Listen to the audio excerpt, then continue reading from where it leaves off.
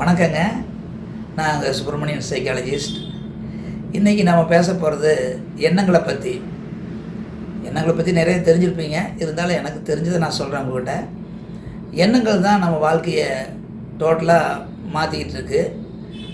எண்ணங்களுக்கு வலிமை ஜாஸ்தி அப்படிங்கிறத உண்மை, என்னுடைய அபிப்பிராயம் கூட.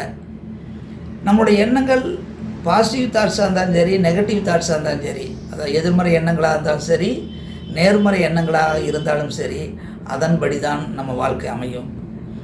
குறிப்பாக எதிர்மறை எண்ணங்கள், நெகட்டிவ் தாட்ஸ் இருக்கிறவங்க எப்பவுமே அவங்களால வளர்ச்சி அடைய முடியாது. அது வளர்ச்சியை தடுக்கும், தோல்வியை கொடுக்கும். அதே சமயம் பாசிட்டிவ் தாட்ஸ் இருக்கிறவங்க வளர்ச்சியை அடைவாங்க, முன்னேறுவாங்க, ஜெயிப்பாங்க. பாசிட்டிவ் தாட்ஸுக்கு அவ்வளோ வலிமை அதிகம்.